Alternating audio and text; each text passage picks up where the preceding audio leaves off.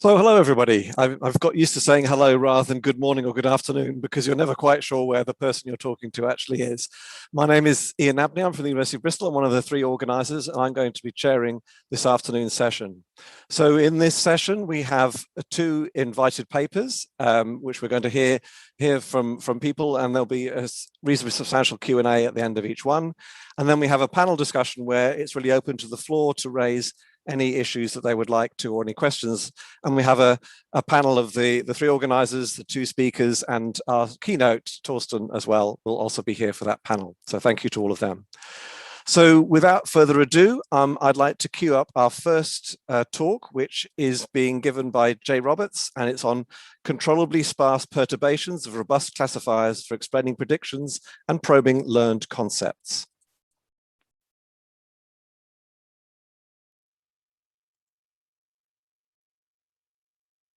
Hi, my name is Jay Roberts, and I'll be talking about controllably sparse perturbations of robust classifiers for explaining predictions and learned concepts. This work was sponsored by MIT and MIT Lincoln Lab through the AI Accelerator.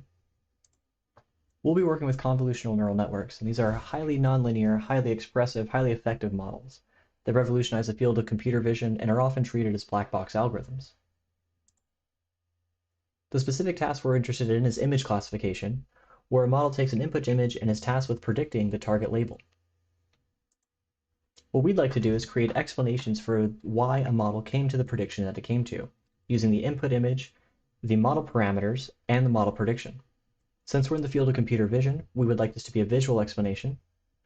And in order to not overwhelm the user, we want the explanation to be sparse. The field of deep learning advances rapidly, and there are many changes to network architecture, so we don't want our explanation techniques to be tied to any given architecture, so we need these techniques to be adaptable. Finally, we want our explanations to be stable, and that means that small changes to our input should not change our explanation. This notion of stability isn't just an issue for explaining neural network predictions, it's an issue for the predictions themselves. Adversarial examples are tiny perturbations that can change a model's prediction. And here we have an example of COVID-19 detection in lung ultrasound imagery. On the left, we have our clean input, which is a COVID lung ultrasound scan that the model has correctly predicted was COVID. What an adversarial example does is it generates a small perturbation that is added to the original input to create an adversarial input with the goal of fooling the model. So here we see that our clean input plus this very small perturbation gives us an adversarial input, which is imperceptibly different from the clean input and therefore should be labeled the same. However, the standard model predicts that the clean input is COVID, whereas the adversarial input is healthy. And we're emphasizing that these are standard models because this happens generically across neural network architectures when they are trained with the usual cross-entropy loss. These aren't special examples that I've picked out just to fool the network. This happens across the entire testing dataset. Standard models can achieve very high accuracy on their test sets, but in the face of these tiny perturbations, they lose almost all of that accuracy. And so this accuracy in face of these perturbations, the adversarial accuracy, is a measure of the model's stability. And what this tells us is that standard models have very poor stability. We can fix this problem by using adversarial training and getting robust models, where we train models to be insensitive to these small perturbations and stabilize our predictions. Here we have a robust model which correctly predicts that this input is a COVID lung, and then we generate a perturbation the same way we did for the standard model to create an adversarial input. However, now we are unable to fool the model. Using these robust techniques, you're able to gain much of your adversarial accuracy back at the cost of a little bit of clean accuracy. And so what we can say is robust models are much more stable than their standard counterparts. An interesting thing happens when you have these adversarial robust models, and that they learn features that end up being more important. And so one way to see this is how robust models improve gradient visualizations. So here we have 4 input images that are fed through a standard model on the left and a robust model on the right. And then we perform 3 types of gradient visualization. These are common techniques to sort of localize where a model is focusing its attention in order to make its prediction. We can see for standard models that the gradient visualizations are very diffuse and hard to interpret. However, in the robust case on the right, all of the gradient visualization techniques are very localized and highlighting semantically meaningful features of the input image. The perturbations themselves end up being meaningful for robust models as well. If we look at a standard model, here we have an adversarial perturbation of an image of an axolotl.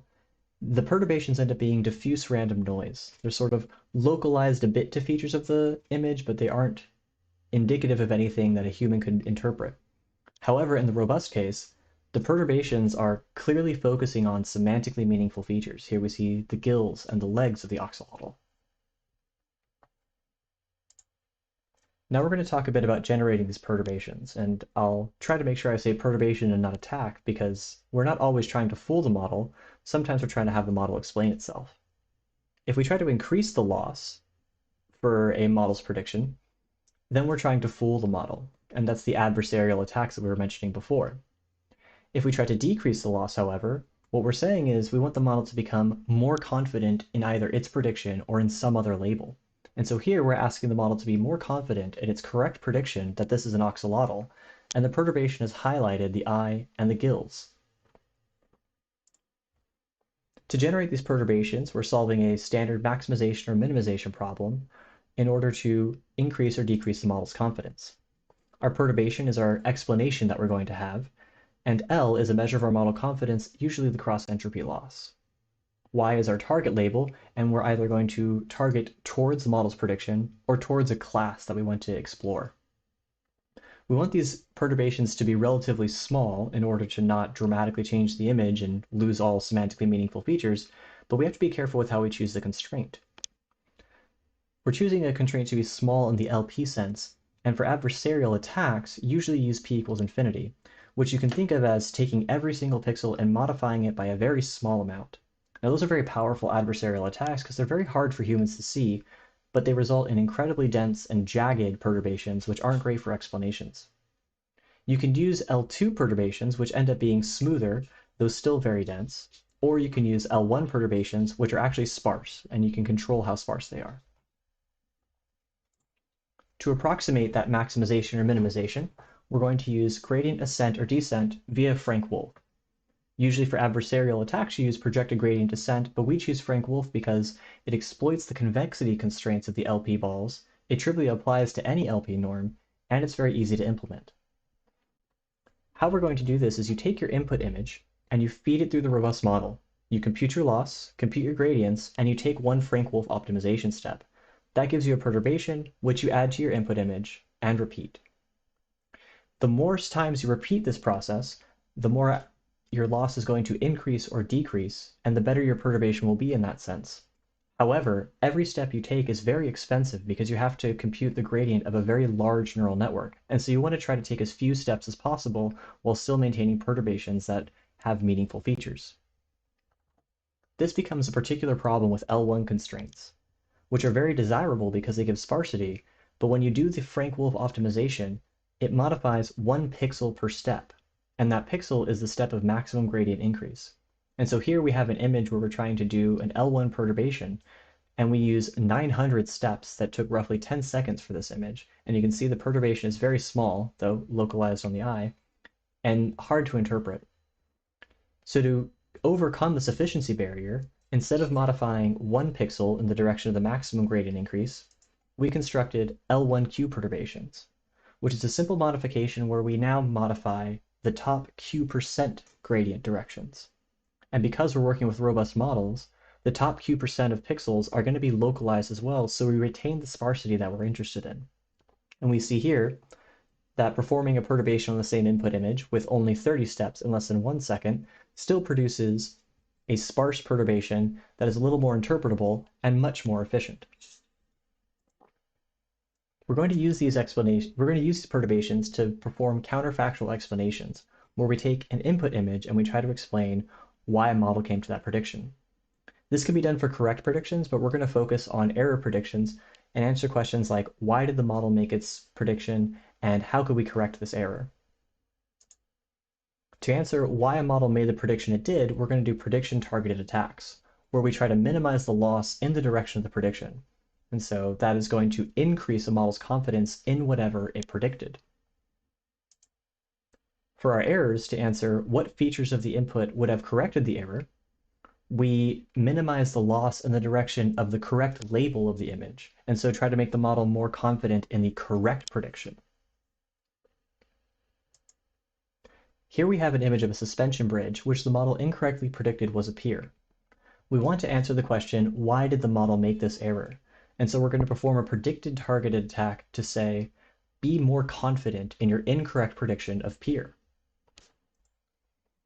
The prediction targeted attack, which we do with an L2 perturbation of 30 steps with Frank Wolf, localizes around the suspension bridge. And we can see that the adversarial input here still maintains its incorrect prediction of pier, but the boats that were in front of the suspension bridge have been morphed into pier pilings. And so the answer to the question, why did the model make this error, could be that the boats may have been mistaken for pier pilings. It very could have easily been that the water or the sky was the most salient feature here, but the perturbations allow us to see that the feature of piling and the concept of piling was relevant to this error being made. We can then go to the other direction, and what changes could be made to correct this error. So what features in the image need to be highlighted or diminished in order for the model to change its prediction from pier to suspension bridge. To do this, we perform a label targeted attack, where we again see that the perturbation is focusing on the suspension of the bridge. And we can see in the new input that the suspension cable has been really highlighted here. And we've corrected the incorrect prediction of pier to its new prediction of suspension bridge. So to answer the question, what could be changed to correct this error, we could suppose that it's the suspension cable could be emphasized more. This gives us two directions of attack when we're trying to answer these questions. And to summarize, prediction-targeted perturbations highlight features that led to an error, whereas label-targeted perturbations highlight features that could correct that error. Here we have another example of an error where an image of a mosque was incorrectly predicted to be a planetarium, and we want to ask, why did the model make this error? We perform the prediction-targeted perturbation, and we see that the perturbation has rounded off the top of the mosque into a more dome shape similar to that of a planetarium. And so perhaps the dome of the mosque was rounded like that of a planetarium, causing confusion as to which was the actual label. A more interesting phenomenon occurs when we try to correct this error and make the model believe that the image of a mosque is indeed that of a mosque and not of a planetarium. When we perform a label-targeted attack and we ask what could be changed to correct this error, we see that a minaret has been added to the mosque's dome. It's quite a dramatic feature, and it suggests that the model has learned the association between a minaret and a mosque, which is a very salient feature of the class. We can then use these perturbations to visualize concept a model has learned. And to do this, we're going to exploit the generative properties of robust models. We're not going to give it an individual image and an individual prediction and ask, why did you make this prediction or what is this image of? We're going to try to give the model a blank canvas and ask it to generate features of a class that we decide. And to do that, we're going to use label-targeted perturbations with random inputs. We want to use a random input because if we used a single blank canvas input, we would get the same image every time, as this is a deterministic algorithm. And so we view our random input as that blank canvas, and our perturbation is the drawing of whatever the label is we decide. So here we take a random input, and we can make as many general realizations of this random input as we'd like, and we're going to ask the question, what does a blue jay look like? And what we see is that robust models can generate examples of classes from random inputs. So here we have our label-targeted attack towards the class of blue jay, and we're using an L1Q perturbation so that it's going to be very localized. And we see that the model has generated a very nice picture of a bird. There's a tail, we see some aspects of wings, and interestingly, we have the very distinct blue, black, white pattern on the wing feathers that are very distinctive of the blue jay. And I want to emphasize that this is a property of robust models. These generative properties do not hold for standard models. If we perform the same experiment with the standard model, they do not generate examples of classes from random inputs. We perform a label-targeted perturbation, and the perturbation itself is diffuse and hard to interpret, even though it's an L1Q perturbation, and it is sparse, technically, but not localized. And we see that the output image, while it has some blue, which might be indicative of a blue jay, this is clearly not an image of a blue jay, even though the model predicts this image to be a blue jay. So we're emphasizing again that standard models are not generative, whereas robust models can do these generative tasks. So we can visualize concepts learned by robust models, and here we do the same experiment with a tarantula, where we now see that the model has generated legs and abdomen and sort of the color of the South American variety of tarantulas. And so if we generate many of these examples, we can try to figure out what features of a class a model finds distinctive and has in its representation of that class.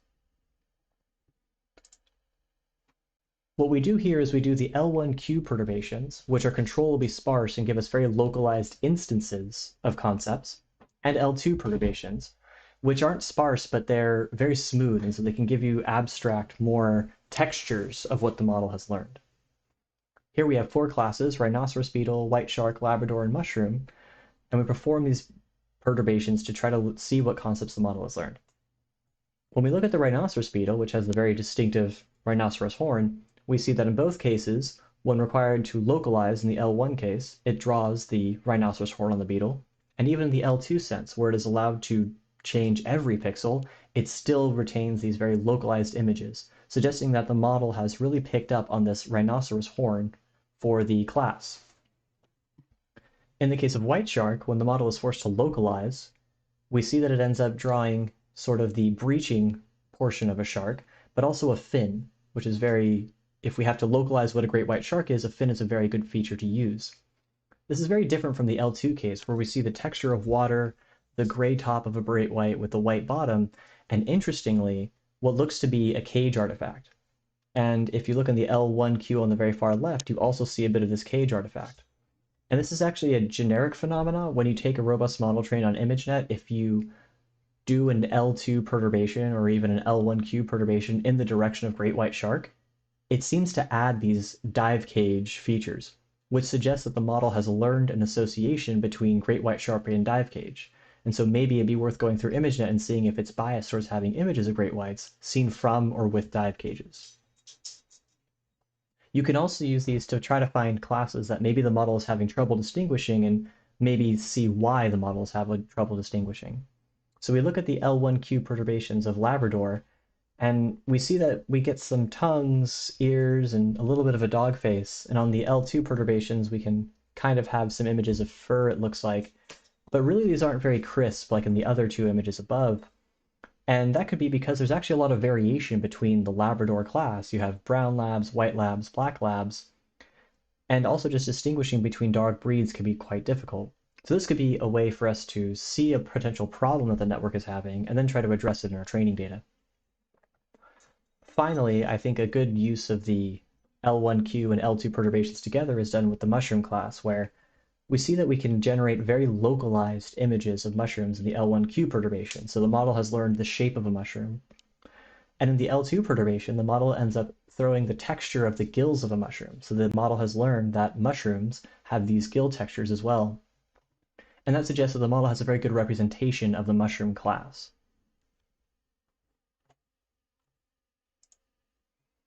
In conclusion, we use robust models and show that they exhibit strong stability and generative properties that we can use for explanations. We developed L1Q perturbations to efficiently generate sparse perturbations for our explanations. Then we used targeted adversarial perturbations to generate counterfactual model predictions and explain why an error was made and what could potentially correct it.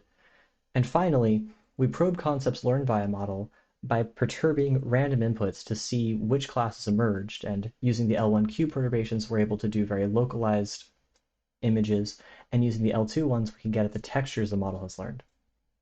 Thank you for coming to our talk.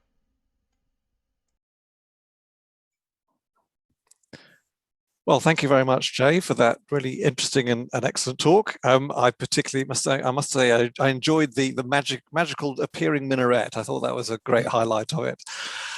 So we have time for some questions. So as before, if you type them either into the YouTube live chat or into Discord, we will have them transcribed and we can ask them.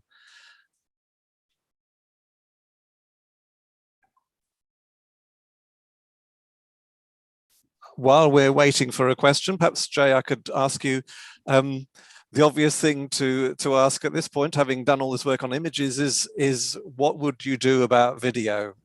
Does this method generalize to that, or is that another 3 years of research to get to that point? Yeah, it would probably be another 3 years of research, because it's not clear how these sort of perturbations would affect the temporal direction, right? Like, would you do those independently, or would you do them in terms of a like frame by frame basis? But it's a really interesting question, because if you think even in the image domain with a single frame, we're perturbing pixels, which is kind of arbitrary in a sense. And so there's a lot of work actually now as well trying to do more meaningful sort of perturbations and restrict from these artificial ones. Because when we're talking about adversarial robustness, these pixel perturbations are relevant. Like, that can actually happen. But if we're talking about just perturbing for explanations, something we're looking into is not the temporal part, because that's very difficult, but future work.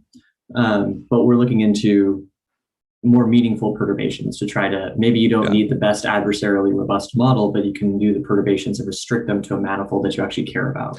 I was going to mention manifolds. Certainly, I'm old enough to remember Jeff Hinton talking about manifold learning a couple of decades ago, and it struck me as the logical next extension is to try and make your perturbations along the manifold of interesting variation when you're trying to do explanation. Yeah, that's definitely something we're looking into, to sort of, because when you see these adversarial perturbations, they kind of almost seem like they're coming from a set of measure zero, like they don't happen in the wild. And so restricting it away from the artificial embedding of the pixel space into something more meaningful is exactly the goal of manifold learning. So yeah, we have a team at Lincoln Lab is actually looking into manifold learning and robustness as well. Fantastic. Good. We have another question from the floor from Christian Reinbold, who asks, there are a lot of, quotes, feature visualizations for ImageNet around, which seem to be standard and not robust trained. How do you evaluate these kinds of explanations that apply image priors? So there's sort of the bigger framework of like, what is a great explanation, and sort of what are people doing to create explanations. And I think anytime we're trying to explain a model and we're getting a visualization that works, that's important. I'm not familiar with all of the ImageNet explanation techniques. My concern when you're explaining non-standard models is the stability concern. If you have an explanation of a prediction and I change the value of 1 pixel and the entire prediction changes, like, can we trust that explanation? And so the connection between robustness and explanations, I kind of think it's ethical in a sense, but really I think we should think of stability and explanations in the same breath. Like, it's good that we're explaining the models we have, but we should also try to make our models more stable so that the explanations are more faithful to the predictions. You also can run into the problem where the explanation does not change, but the prediction does. And then should you trust that? I don't know. Well, I guess an explanation that doesn't actually explain the results probably isn't really a very good one. Christian says he apologized. He meant to say GoogleNet rather than ImageNet. I don't know if that changes your answer. But anyway, we'll perhaps go on to the next question, which is from Helwig Hauser, who says the local focus seems to give good results. What about situations where the critical information is not local but spread out across the image? Would this work equally well? That's an interesting question. I'm trying to think of a class where that matters, and sort of the great white shark example kind of seems to be sort of a non-local phenomenon, where, well, firstly, there's different types of perturbations, and the sparse perturbations will focus on that local information, but the L2 perturbations can kind of grab this more non-local information, though it is harder to interpret.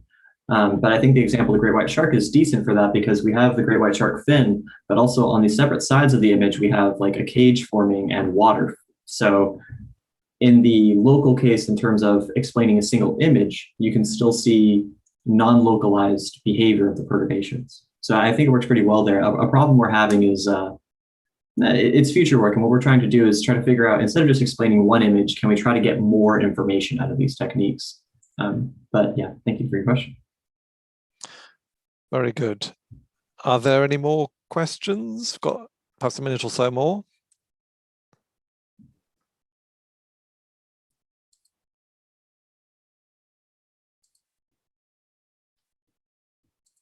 Yeah, so I'm sorry, just to jump in on there's talking about the Google, and I'll just answer that really quickly. The explanations can be fairly stable. Like you can do a smooth grad, which is you take your gradient and then you perturb it, and you average out, and it makes it robust to noise. I'm referring to stability of the predictions of the model, and this lack of stability of predictions of the model is generic. It doesn't matter what architecture you use. If it's a deep neural network and you've trained on ImageNet, there are adversarial perturbations that can trick you, and they're very easy to make and very small. Excellent. I think probably then we'll stop there. We'll hear more from you when we come to the panel. And now we'll move over to hear from Natacha Galmiche, who is going to be, first of all, giving a presentation on the topic of revealing multimodality and ensemble weather prediction. And speaking as someone who lives in the UK, we're all very aware of multimodal weather prediction in the sense that you can never predict what we're going to get. So very topical for us at any rate, no doubt for many other people as well. So thank you very much, Jay, and we'll move over to Natacha once we've got the technical apparatus to work on that.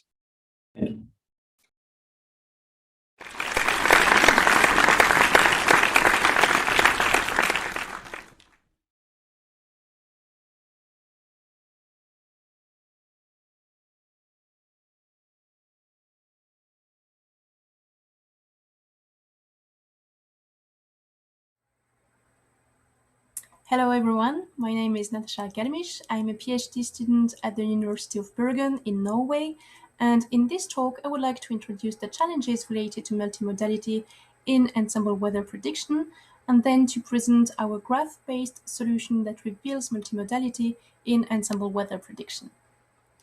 So, ensemble methods are widely used to simulate complex systems and to estimate the uncertainty. Specifically, multiple simulations are produced and result in an ensemble of time series. This ensemble provides representative samples of the possible future states. Here, we focus on ensemble weather prediction and more specifically on meteograms, which give an overview of the possible evolution of a given variable at a fixed geographic point. For example, here we have a meteogram for temperature near Bergen in Norway during the European heatwave of 2019. The control member is the in-perturb simulation. Such ensembles contain a lot of information, and the common method to summarize ensemble data is by using the mean and the standard deviation of the ensemble. This implicitly assumes a unimodal Gaussian distribution, and therefore it gives misleading results and discards crucial information in case of multimodality, that is to say, when there are distinct likely outcomes. But first, let's define multimodality more specifically. In statistics, a multimodality is the fact that there are distinct peaks in the density distribution. Here, we have a toy example of a univariate distribution, then a toy example with random samples from a distribution of time series.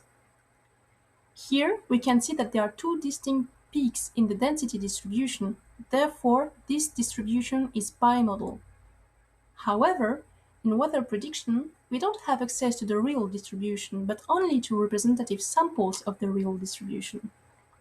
But, as shown in the second toy example, we can still deduce multimodality from representative samples by observing different clusters. Here, we see that there is only one cluster during the first time steps, and then, after a while, the time series bifurcate into two different clusters. Now, what is the problem if we use the global mean and standard deviation to interpret these distributions? Well, we end up with this, which is totally different from the reality. We discard crucial information by ignoring some of the peaks, the most likely values, and we emphasize non-likely values. Now, back to our application. Is it relevant to consider multimodality in weather prediction? Well, ensemble weather forecasts are prone to multimodality due to the combination of chaos and stability in the atmosphere. As a consequence, a slight change in the initial condition can lead to distinct but stable states in the simulation. In this figure, which is again the temperature meteorogram from Bergen, we can observe a clear bimodality here, even though all members had a similar values a few days before.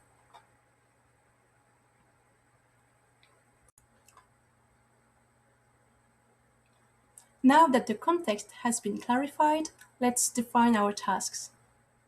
So first, in order to get a better understanding of multimodal ensemble weather forecast, we need to estimate the number of modes k at each time step. As we saw in our previous meteorogram and as illustrated by this toy example, members can bifurcate and then merge back together.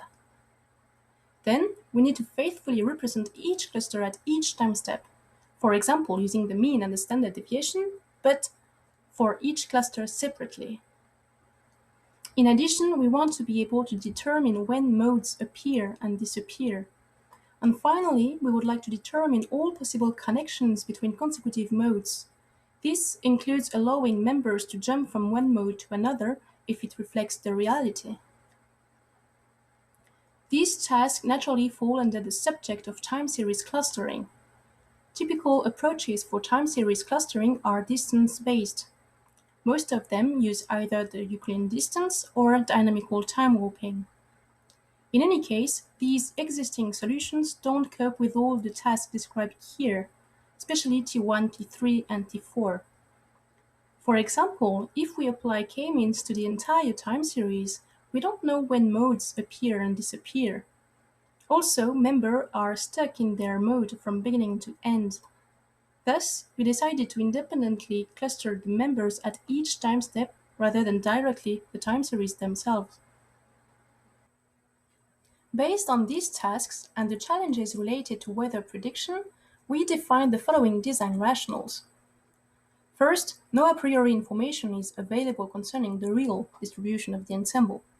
In particular, the number of modes as well as the type of distribution of each mode are unknown. Secondly, we only have around 50 members, so the notion of outliers should be considered cautiously.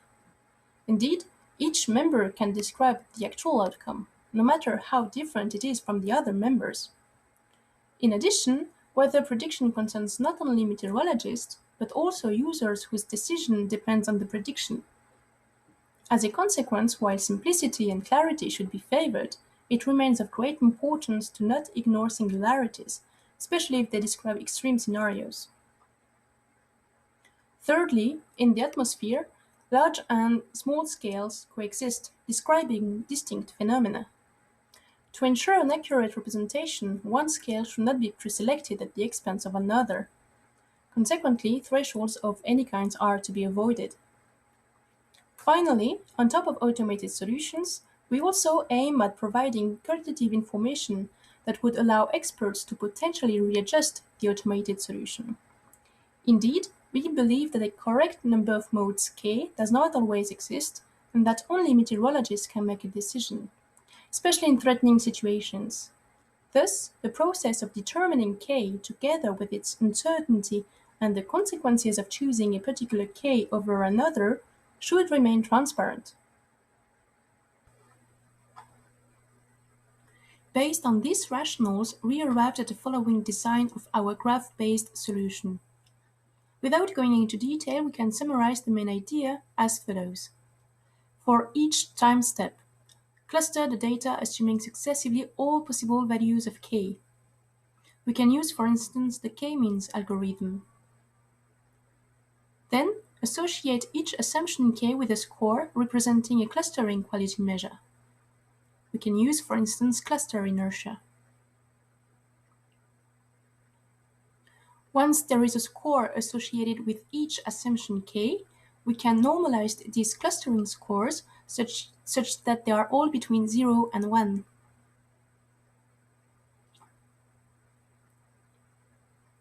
Now, for each assumption k, we define a lifespan by comparing normalized scores. Finally, we create vertices and edges to represent the computed clusters. More specifically, for each cluster corresponds a vertex. Then, edges represent vertex connection between two consecutive time steps, provided that they share at least one member and that their lifespans are compatible.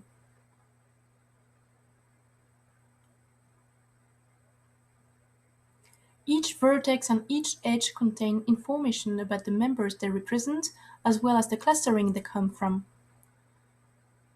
Thus, for each edge and each vertex, we can derive a lifespan, which can be interpreted as a proxy for their relevance. This is the time step t, and this is t plus 1. Here we have the clustering scores for k equals 4 and k equals 3 at t and t plus 1. And this illustrates how vertex lifespan and edge lifespan are defined. So, as illustrated by this figure, the lifespan of vertices is directly related to the lifespan of the k value assumed when they were created. So, basically, the lifespan is defined as the difference between the normalized scores of two consecutive clustering. Then, the lifespan of edges is defined as the intersection of the lifespans of the two vertices it connects. This concept of lifespan is inspired by topological data analysis and is the key concept of our method. It allows us to emphasize the most relevant components of our graph without using any assumptions nor thresholds.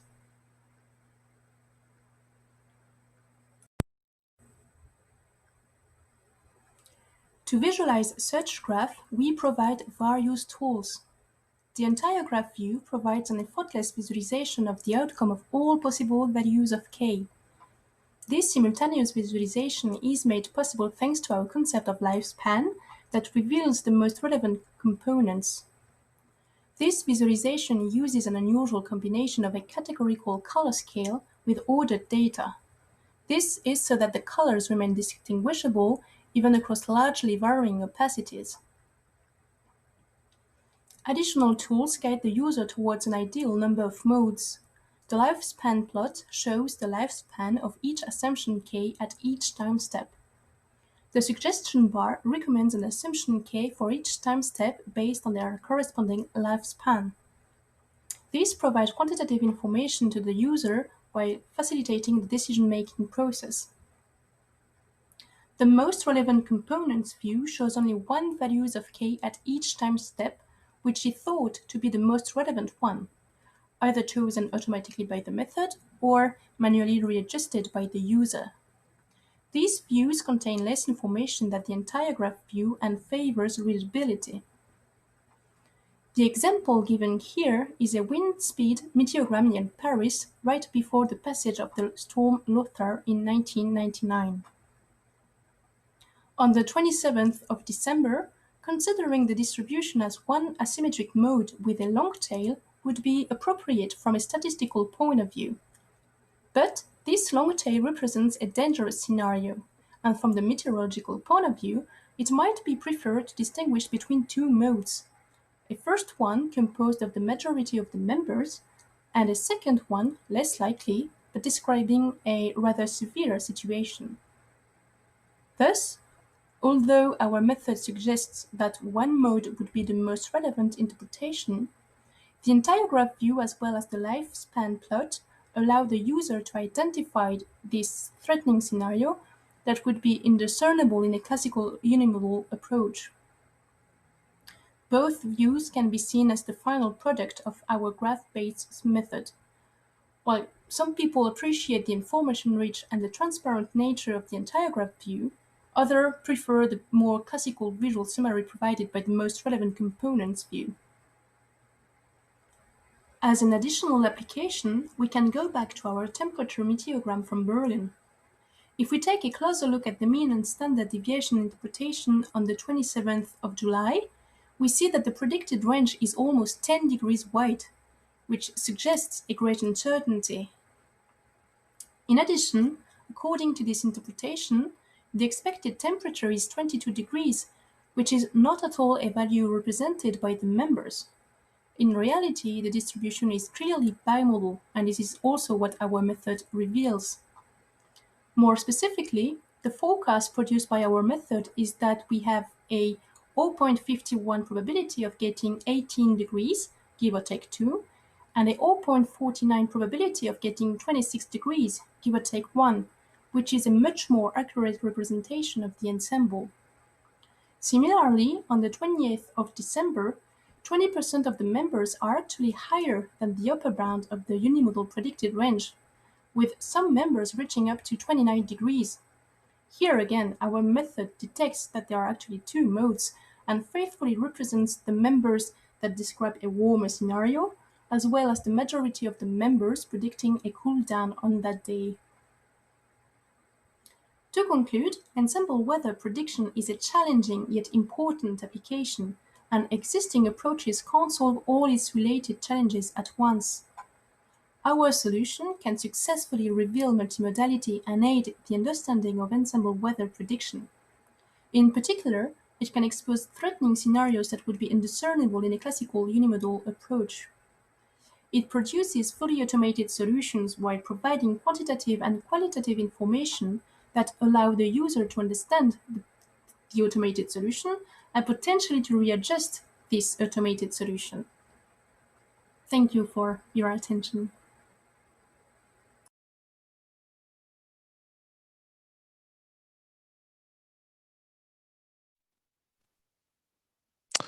Well, thank you very much, Natacha, for that really interesting talk. I think we can all agree that understanding variation is really important, and that often standard deviations and variances just don't cut the mustard with that. And multimodality is really important to detect, particularly as it has the most important consequences in what we're trying to do.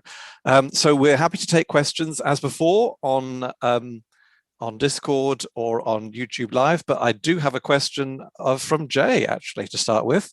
So Jay's question is, the splitting and fusing of mode dynamics remind me a lot of bifurcation diagrams in dynamical systems. Do you think there is a way to incorporate the dynamics of weather into your graph reconstruction? Natacha. Yeah, very interesting question.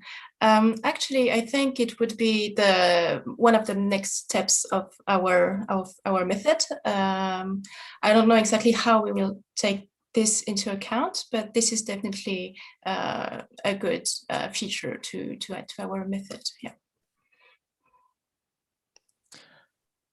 Good. While we're waiting for other questions, I shall take chair's prerogative and ask you one. I noticed you talked a bit about applying k-means algorithms to determine what the clusters were and how many there were. As you might have heard from my talk earlier on, I'm very much in the statistical pattern recognition framework is my place of living, as it were. And I wondered whether you'd considered using Gaussian mixture models, particularly Bayesian forms, where the number of modes is learned as part of the process of fitting to data. Well, so using a Gaussian mixture model is already something we would like to do. I mean, you just have to do exactly the same thing as for the k-means. You specify a number of modes, and then you end up with the same thing. But then you can also, of course, try to learn the ideal number of modes k. But this is somehow what we want to avoid. We want to let the meteorologist to estimate multiple options. So sometimes it's really clear. Actually, most of the time it's only one mode, and your model would choose one mode, and it would be the right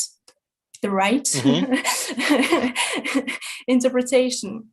But we also want to make sure that the user can see in one image what would be the outcome of the other assumptions. So it's actually, imagine that we could use a Gaussian mixture model and let the model choose the k, and we just add the uncertainty on this k. Basically, that's what we are trying to do with our method, actually. Yeah, that sounds like a very sensible approach. I just sort of feel that certainly my years of working with experts is that they don't always know the right answer, and actually presenting with the alternative is a really valuable thing to do. But no, that's a very good way of phrasing it. Thank you. We don't seem to have any more questions. I'll leave it a minute or so to see if we get any further questions through.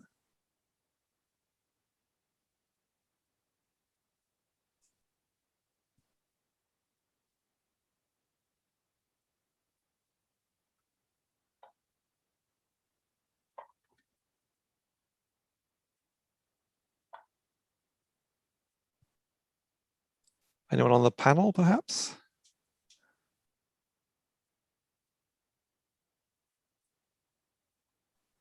Okay, well, in that case, thank you very much, Natacha, and also to Jay, of course, for your excellent talks and for answering our questions.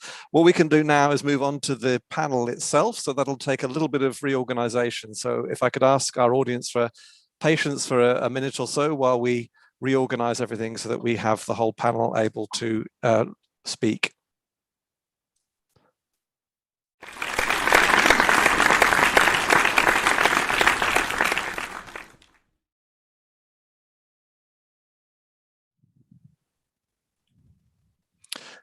Excellent. So welcome back, everybody. As you can see, we have a packed panel this afternoon. So we have 6 people here all ready to answer these questions, and indeed, more importantly, perhaps to discuss issues that you would like to raise. So the drill is still the same. We will, if you want to raise any points or questions or points for discussion, please do so using either Discord or the YouTube live chat, and our helper will put those questions to us. But perhaps while we're waiting, I probably should seed the conversation with a question, and perhaps a good one, a provocative one to start with, is about the workshop, in the sense that, is machine learning and data science now so ubiquitous that actually every scientific conference is more or less X plus data science? Is that true, or is it a good thing? So perhaps I'll ask our keynote speaker, Torsten, to start with that. Oh, that's a good question. The short answer is I don't think so. Good answer. Especially if you're saying it so general. I mean, in my worldview, data science is awesome. It's fun. It's great. It's the best thing since sliced cheese. However, I mean, for me, it's a complement, for instance, to sort of the first order modeling. So the bigger picture to me is, how do we actually model?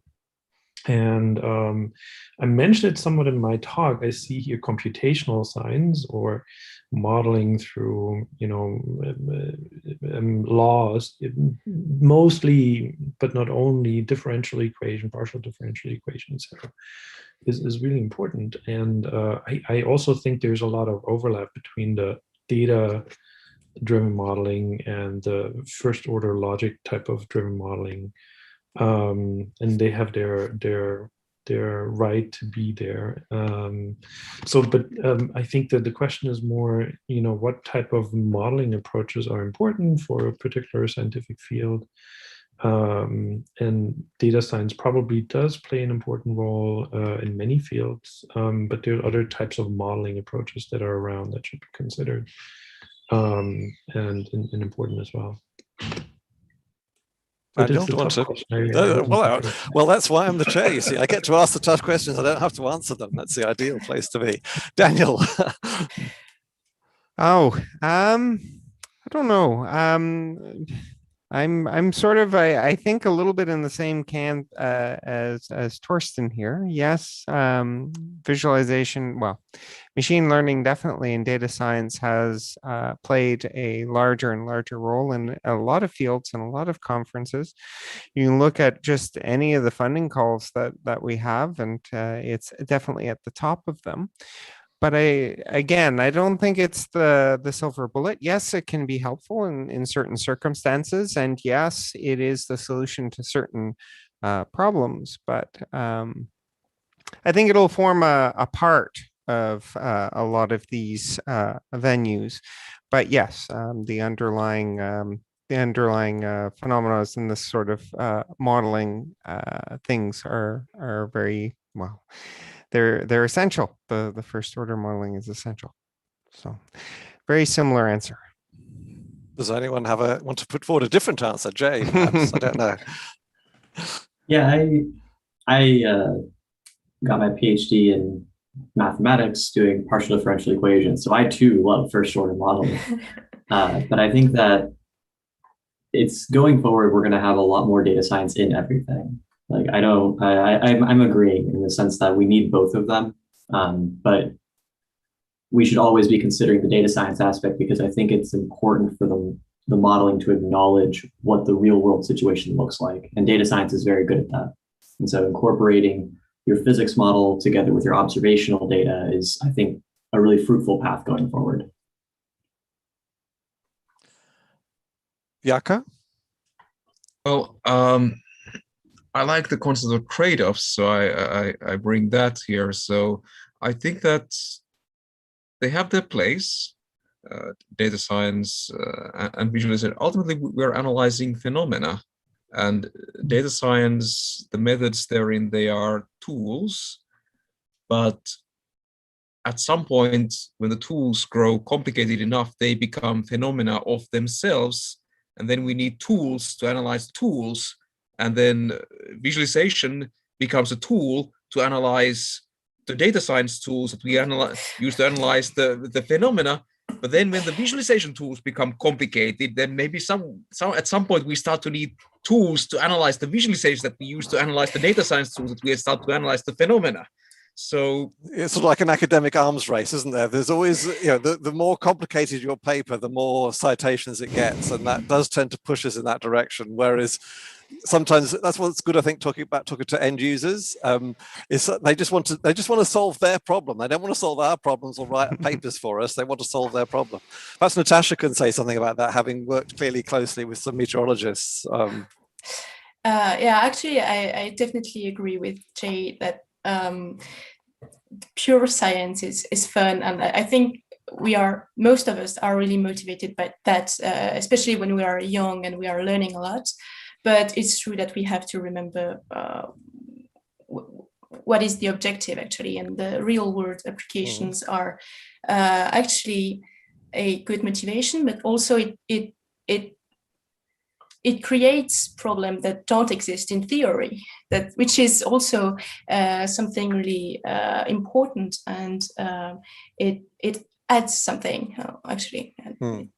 I agree completely. If I can tell a little story of my own experience, many years ago I was working with Pfizer Central Research in Kent in England, and showing them proudly the results of my latest data visualization.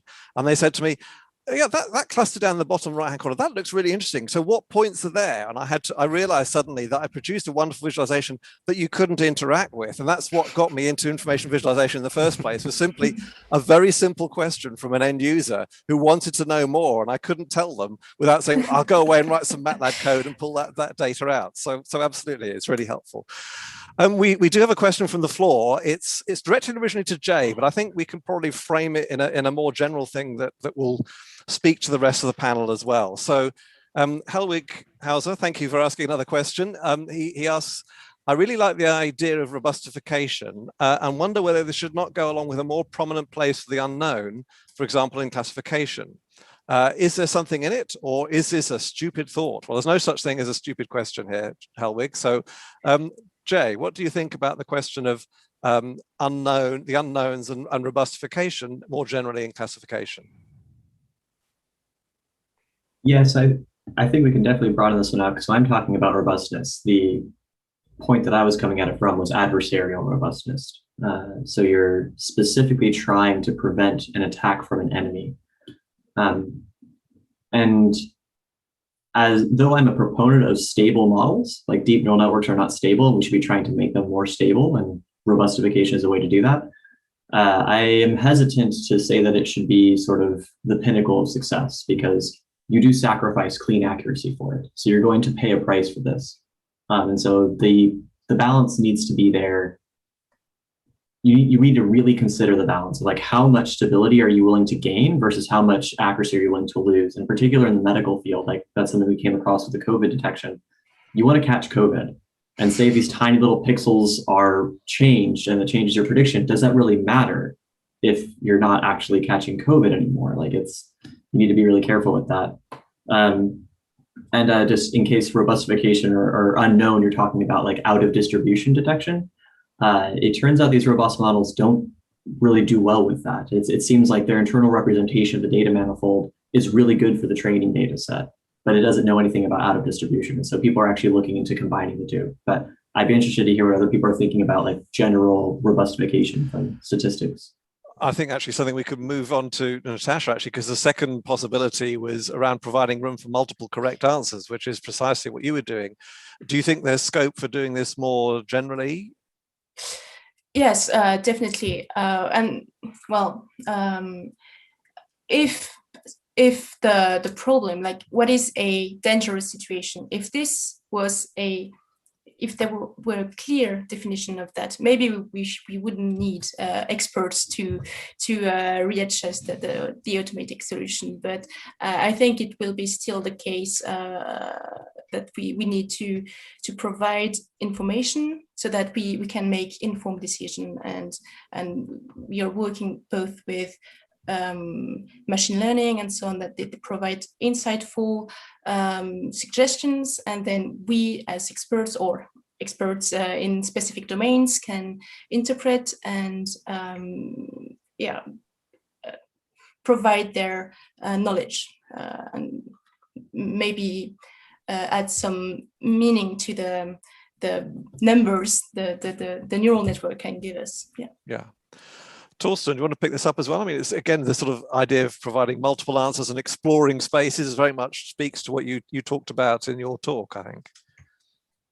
I'm thinking it actually in the context of sort of uncertainty and sensitivity analysis, which has been for a long time a big topic in computational science. It's been a big topic in visualization. I think that's sort of where some of you are also driving at, is just always understanding that a model is just that. It's hopefully coming back to a box that says every model is wrong, but some are useful. So drawing it out and giving sort of a range of possible answers that could be happening is the way to go to better make decisions and better understand what's going on. I think one of the really interesting challenges around that is how to communicate it. Certainly, the COVID has brought information visualization and machine learning and everything to the fore very much so, but there's still complaints that journalists, for example, if you give them a confidence interval for a parameter, they'll quote the middle of it and that's it, and then base the entire rest of the article on that. So now journalists aren't stupid. They know what will go down with their audience. So I guess the question to us is, are there better ways of trying to communicate the uncertainty, but the certainty, well, the level of confidence we have in a way that people can use to make rational decisions? I don't know, Daniel, do you want to say something to that? There's a fair, that's quite complex because once again, you got to really think about who your users are and that sort of thing. So if you're in a more general media type situation, then you have a really broad user set. Generally, you're going to hand off your visualizations without too much training. We keep on, talking about, and in certain visualization papers, I always see that, with a little bit of training, they can use this for reason X and reason Y. So if we're really talking about a media type setting, you need visualizations that are simple, that don't involve a lot of training. If it's online, you have some interaction, but that interaction's got to be simple. just basically because your users will spend short amounts of time at it, amounts of time with it initially. Otherwise, if they can't figure out what's going on, then it won't be used. So I think in terms of, media type questions and those sorts of things, it's a very different user base to a lot of the traditional visualization tools.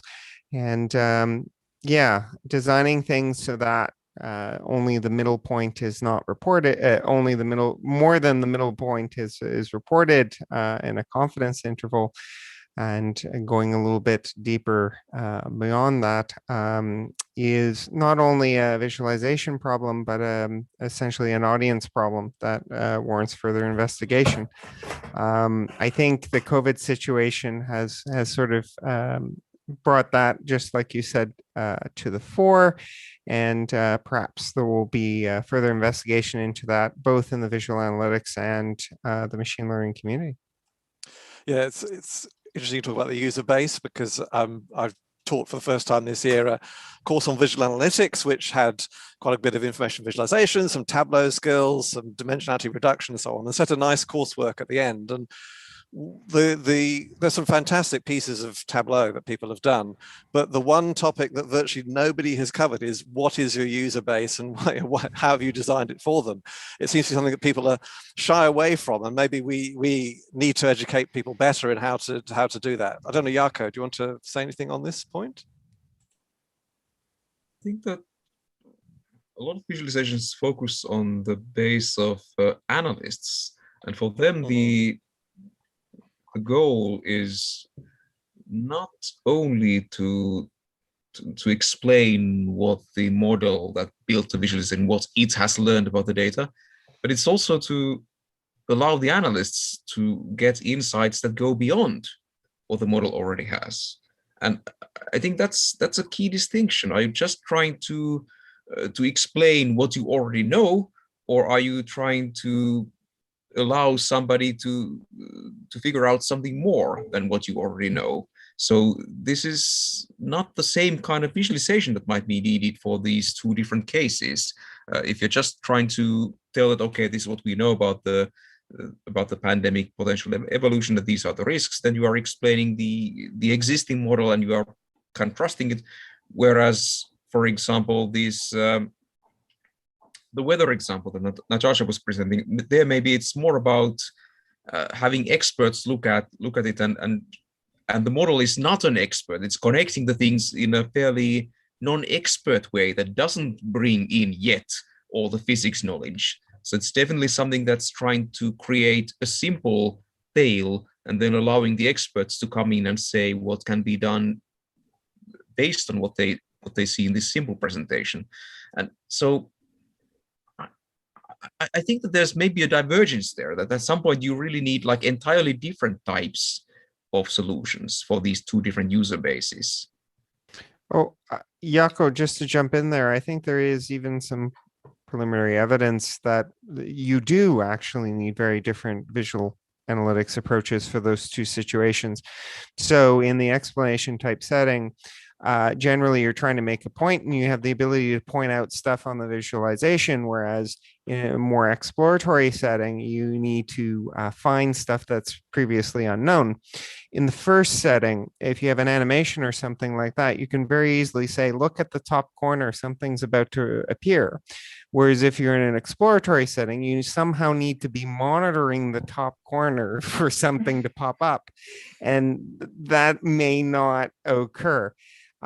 So I think there is some preliminary evidence in this direction, but more formal, like more a deeper look into this is probably something that we need to do. Good. Well, there's a follow-up from Helwig, and given that we have no other questions, I'll put this one to the panel. This is he says, I can't resist. As Torsten referred to George Box, he thought about an article recently in Wired where Peter Norvig, who is Google's research director, offered an update on George Box's maxim.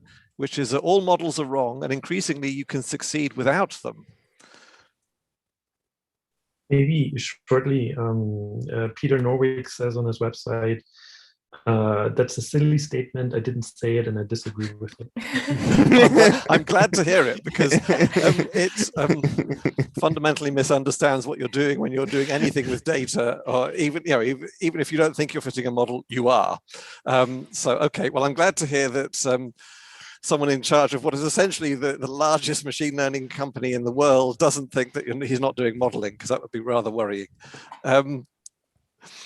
Right, well, that was from 2008, to be fair. So, yeah.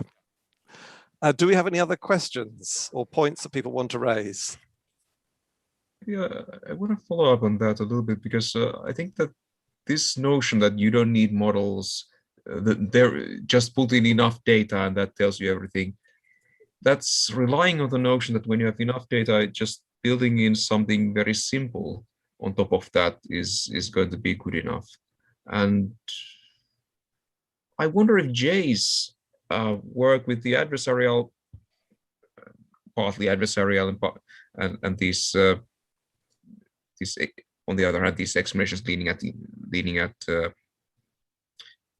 perturbations-based explanations. So I wonder if that's kind of a counterexample to that, because the point there is that, okay, whatever model you have, there is going to be some complexity there that kind of defies your existing explanation. So to me, it sounds like there is potential for both bad serendipity, the kind where suddenly you have a failure mode that you never understood was there to begin with, but also the good kind of serendipity where you want to learn something that your previous assumptions would not have thought of, but that's also something that arises from a combination of the data and the model.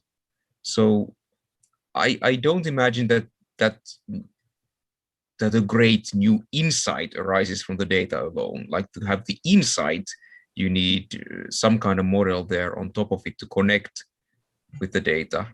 But so if the models are constrained to be too simple, does that mean that the kind of insights we get become overly constrained so that we don't learn anything complicated new? It's a bit of a loose thought, but maybe Jay, maybe you can comment on this, because you were trying to learn basically explanations. So if you use too simple models, does this mean that we lose the ability to really explain the kind of really interesting stuff? Yeah, that's a really interesting question. Like that is what we were, like, the work was trying to get at, was we have these gradient visualizations and they're fantastic. Like, we know math and we know that that's where the model is looking. But everyone talks about these hierarchical, complex features that the neural networks are learning. We're like, well, we should be able to see this. And there's a lot of great work out there that's visualizing it. Ours is just one other avenue of looking at it. Yeah, I think it's almost an information theory question. Like, the complexity of the question you're asking probably can't be bigger than the complexity of your model, because like a linear regression model isn't going to be able to distinguish between all the classes of ImageNet. It's not possible. It's too complicated of a data set. I'll point out some work by David Alvarez-Meliz, and I forget the main author, but it's someone Plum, where current thrust is to try to have the best of both worlds, where you have this really complicated neural network that's going to be on the entire data set, it learns. But at every single point, what you do is you have a very small interpretable model, like a logistic regression or a small random forest. And what you do is you train the neural network to have its predictions be easily learnable in a small neighborhood of an individual image. So that every time you feed it an input image, you now train this extra model on a small neighborhood and the explanations should match. So what you're trying to do is sort of balance the expressive capabilities of these large neural networks with these interpretable features of these more local models. And so it's kind of a way to try to get at both, like have your cake and eat it too. And obviously with everything you do, you sacrifice actual accuracy, because apparently being explainable is a bad thing for accuracy. But yeah, it's an interesting question. It's interesting because I mean, there have been multiple different ways of partitioning input space to do local models over the years. And one of the big challenges to me, it seems, is that describing the boundary of those models is really difficult. It's in high dimensional space, which most people are not very good at interpreting. I mean, give them a single PC on 10 components and they can't really explain it. But B, you either have it hard boundaries to make the boundary obvious, easy to understand, in which case you get horrible threshold effects as you move across a boundary, or you have soft boundaries, in which case it's all become smoothed, and therefore the interpretation is never accurate. So I mean, I haven't read that particular paper, but really interesting to see where on that dividing line they fall, where on that sort of thing they fall, because it seems to be quite a challenge to me to, even when you localize things, how do you glue the local bits together to remain explainable but actually accurate in terms of the way your explanation works is a non-trivial thing to do. Natacha, do you want to say something on this as well? You look like you were about to. Oh no, I was just really interested by what you were saying, but it's actually something I didn't really thought about, not in this way actually. So yeah, I would need some time to to think about it. Yeah, but well, maybe I can. It's a bit different, but so what you were doing, Jay, was really interesting, and we can see. So, for instance, the difference between a pier and a bridge, and it would be interesting to see the image that is right between the pier and the bridge, for instance, and we can see how these boundaries between classes and so on would be. Is it something you've tried or would be interesting? Yeah, you can see the transition point, sort of like where it bifurcates from being an incorrect prediction of pier to a correct prediction of suspension bridge. It's not super illuminating. It's probably a better visualization, and this is a visualization talk, so I should have done that instead. But it is harder to find because it is like this thresholding effect that you have to do there. But yeah, it's not as interesting as you would think. It's kind of just gets a little bit brighter. And then once it's brighter, then it hits sort of this threshold and it's like, okay, that's good. But I don't know, that's kind of an artifact of like the softmax layer of the neural network. When you exponentiate all these numbers, you spread things apart that shouldn't be spread apart, and it's a nightmare for explanations. Somehow it'd be nice to be able to use interpretability and accuracy in as criteria in Thorsten's models, but the problem is that maybe interpretability is not well defined enough to be used in that manner as a direct criterion. I suppose you could use some kind of simplicity, of course, but simplicity is just, you could define it in various mathematical ways, but maybe it's not close enough to what we mean by interpretability.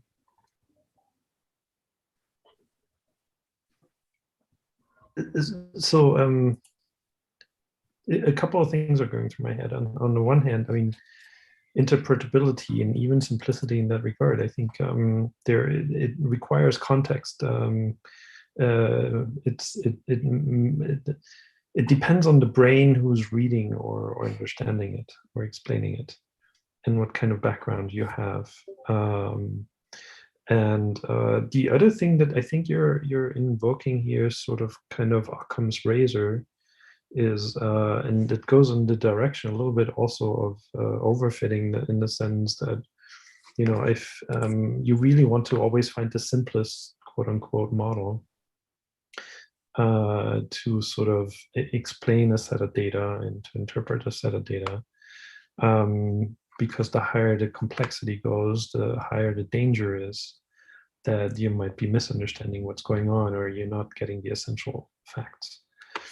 And is it possible that you're aiming at that direction, that if the complexity of the model is higher than the data itself, then you have the danger of misunderstanding or misinterpreting, usually referred to as overfitting of what's going on.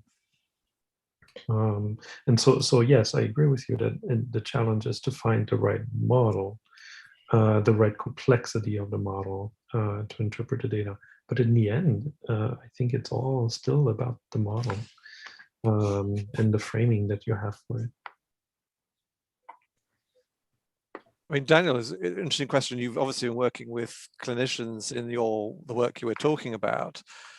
In terms of uncertainty or exploring spaces, what were the sort of questions they brought up, or were they just after how many beds do I need in X weeks' time? So with that particular project, now I do have some further on projects where it's they're less targeted type problems, and in those questions, uncertainty becomes pretty important.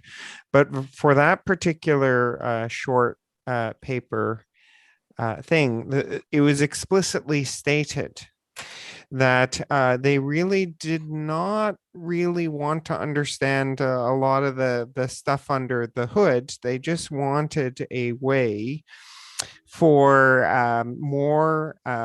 for a closer epidemiological model to that data. So before, what they were doing is just linear and exponential curves. They wanted something that was closer to compartmental modelings.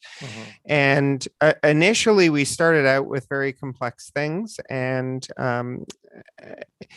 we were talked slowly down to just a simple SEIR model. Why? Because it was easy to understand.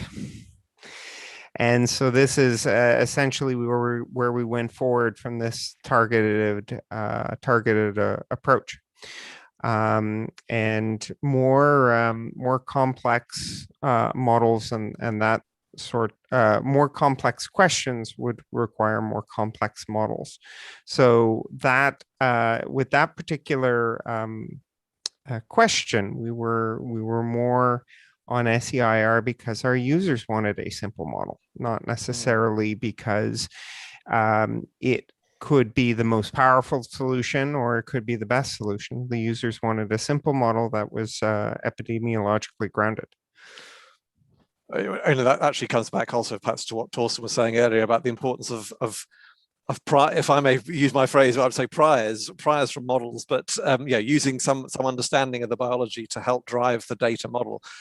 But it also, I mean, I was a bit surprising, because you'd think that if you were in a hospital trying to manage a potential surge in incoming patients, you might want to think about a middle or a worst case scenario, because if you're going to have to put patients into private hospitals or into a Nightingale hospital, apologies for people not from the UK, but various other forms of surplus capacity, you'd want to have some idea of what is the probability that I'll have 3 times as many patients in 2 weeks. But that didn't seem to form part of their planning from what you're saying then. So to be quite honest, this was just a quick tool that was not long-term, and it was a rival to a linear versus an exponential curve. Yeah. So if you are doing something more long-term and those sorts of things, of course, you require a more complex model, and you require a lot of the things that you're talking about. This was more of a simple tool for more of a simple task in this particular case, to replace the linear and exponential fits. Yeah. Okay. Yeah. So Torsten's given us a link to a really interesting fact check on that Norvik thing. So perhaps we'll circulate that to everybody later on, where basically he says, "No, I didn't say it. That was stupid. I didn't say it when they didn't report me right." So anyway, that's good to see. Thank you, Torsten, for that input. We don't have any more questions, I think, at the moment from the floor. I have the Discord channel. You have one. Great. Yeah, one for the I have panel. one. Why not? Absolutely. So Jay said something interesting earlier on. Sounded very similar to, well, I think most people are familiar with the oh, come on, Dan, what's the name of this paper again? The Lime work, where essentially you do local linear type things. In visual analytics and visualization, we have the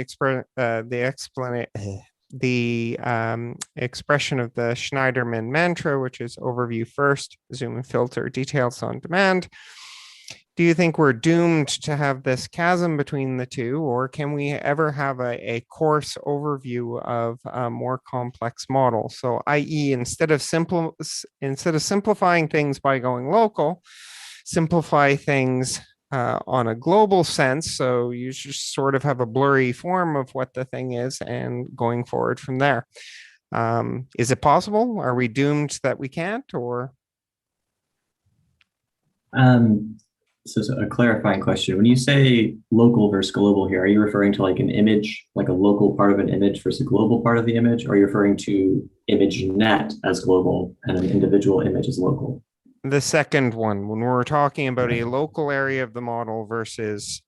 So I'm not asking you to explain every single minute detail of the global model. What I'm asking you to do is give a lower resolution of this, right? Okay. Instead of focusing in on a particular area. Got it.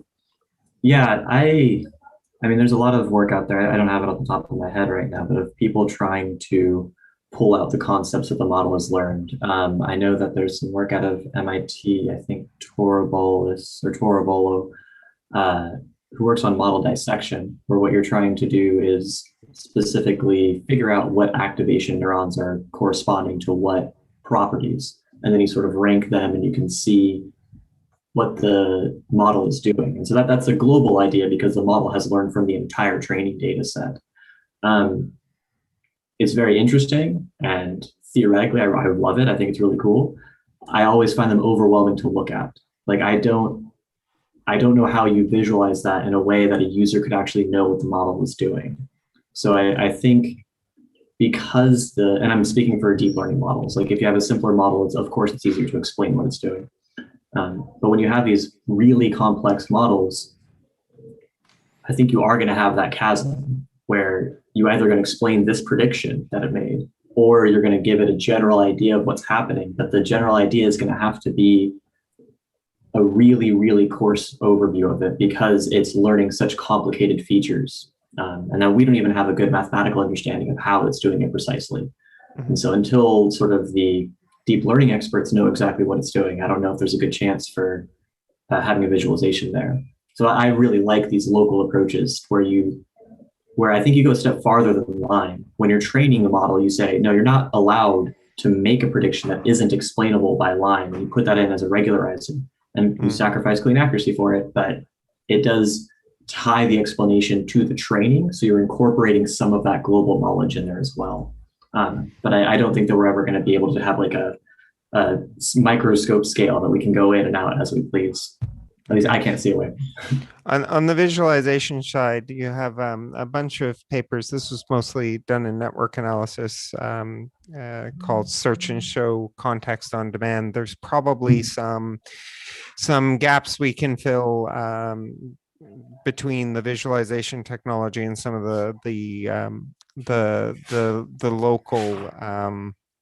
local type approaches that you're talking about. So just as an observation. Say something to that. I think there's a reason why a lot of machine learning papers use image databases for their examples. And one of the reasons is you can see, at least think you see, what it's doing in the results. Nothing against your work, Jay, at all, which is clearly actually really serious about trying to do images properly. But it's quite often used to illustrate something more general. If you're thinking about, I mean, I actually don't work with image data very much, and there you have just a bunch of variables, and there's no sensible way of visualizing what is happening in that input space because they're not organized to do so. I would argue that feature saliency, for example, is a way of getting some useful high-level information about at least the influence of different features on the predictions that you're making. And for end users, that's often a really useful tool because when you start analyzing a real data set, the starting point is always, well, I'll throw in everything I can measure because I don't know what's useful. And actually finding out what is useful is often a major step forward in that analysis for all sorts of reasons. One is to produce more accurate models, but the other is just to simply say, well, I don't need to measure, 90% of the variables are really not doing anything very much here. These are the 10% which I should focus on. And then I might have some chance of understanding to some degree what's going on. But then we get back to what Jay has said, is that the point about applying a nonlinear model is that it does compute whatever we ask it to. And then how you express that is simply just a big challenge. So I think robustness and sensitivity are important. Is how reliable is it? Is important, because if you compare this with if you ask a human being to do one of these complicated tasks, is there justification that they give you verbally? Is it anywhere close to their actual reasoning process? Sometimes perhaps, but sometimes not really. Mm. So we have to be sometimes realistic about, when we're replacing people in a loop, how much do we really understand about how they're doing it currently? Maybe not as much as they might think they do. And if I can add something small to that, I've been thinking a lot about, in the explainable AI context, the recursive effect of explanation on the user. And so the reason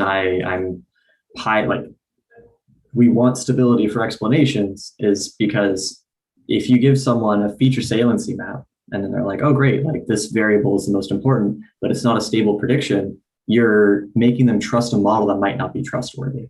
And so that could be really dangerous. Like I do some work with clinicians on another project, and they want it to be stable in that regard too. So yeah, like the whole nonlinear process, like how do you incorporate the person with the AI is really difficult as well. If I can give a little example again from my past experience, I probably shouldn't name the company, but we were working on producing neural networks for doing control, adaptive control for jet engines, and they had a controller, and like most PID controllers, it was based on a second order model for the engine, which they knew wasn't right because they had different regimes for the parameters. So it was second order in this area, and then a different second order model, and so on. And again, what saying earlier, well, how do you transition from one to the other? Well, either it's hard or it's a soft move. And how do you make sure the whole thing is stable? Well, each one individually is stable if the second order model is accurate in that region. But of course, we just move the poles a bit further away from the real axis, because we want to be a bit further away than the theory says we have to be, just because it's not exact. So you started to realize that while these controllers were reliable and the planes were, the engines were running and the planes weren't falling out of the skies, when you go into the theoretical justification, it was by no means as rigorous as you might start to think about when you read a book on control theory. Let's put it that way.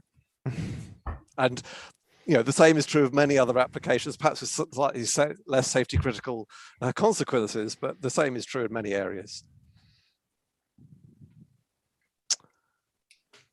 Good. Well, we're nearing the end of the session. Kaustav, our excellent student helper, has put the links that Torsten was talking about in terms of Norvig into the Discord channel. So you should be able to see that and follow up what he really did say and what he thought about the journalists who spoke to him. I guess it's a salutary lesson for all of us, is that not only do they not able to report a confidence interval, they can't necessarily even report words accurately. So perhaps you can't hope for too much all the time.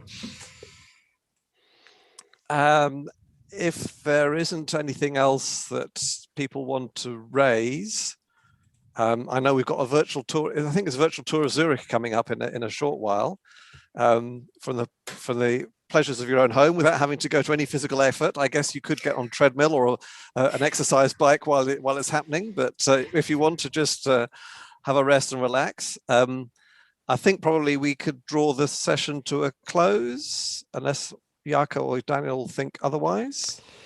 Well, this is also the last session of MLVis 2021. So we should probably have a few closing words if we are going to draw this session to a close. So firstly, I'd like to thank Torsten Muller. You gave a very inspiring keynote. Thank you so much for accepting our invitation. presenting the work that you've undertaken in the area of visualizing multi-objective optimization. And we hope to see more of it in the future. At the same time, as always, it's really great that Ian and Jaakko from the machine learning community come spend EuroVis with us. Give us feedback on our machine learning, present new insights and information from your community to our community, which we can incorporate into our visualizations and our papers. And also, I would also like to thank both Natacha and Jay for submitting two very interesting papers that fostered some interesting discussion, not only in this panel, but afterwards, after the presentations and the like. I really encourage those of you who have watched the panel but didn't see the paper presentations to rewind. One of the things you can't do at real conferences, you can't go to the session and hit the rewind button and then the speaker gets back up on stage and starts talking again. But I suggest you rewind, watch those videos, and as always, another really good thing about virtual conferences is that you can continue to post in the Discord. I'm pretty sure the authors and the organizers will occasionally check in on some of these Discord channels and be able to answer your questions. Now, even though I've been extolling the greatness of virtual conferences, I hope that in 2022, I will be able to see you guys in person. And with any luck at EuroVis 2022, we can have a in-person MLVis where we can continue these discussions and continue to have presentations and panels as we try to figure out how both of our fields can mutually benefit one another. So with that, oh, sorry. We should also thank, I think, the technicians and the student supporters who've made the session work properly. I dread to think what it would have been like if we'd been left in control of all the buttons and levers. Well, remember MLVis last year, Liam. This year, not a hitch. Yeah. So we definitely need to thank them for doing that. Last year, occasionally Ian and I needed to do some things, but this year, very, very well handled, smooth presentation and very smooth handling of the entire event. We really appreciate you for all of your hard work. Okay, so we're actually done a little bit early, but I think that's it for MLVis 2021. Can you believe it? The edition number 6 from a Dagstuhl output. Yep. And hopefully we can have edition number 7 next year. You're here. All right. So with that, thank you very much, guys. And hopefully see you next year in person. Yep. Next year in person. Looking forward. Yeah. Thank you. Thank you. Thank you. Take care. Bye-bye. Bye, guys.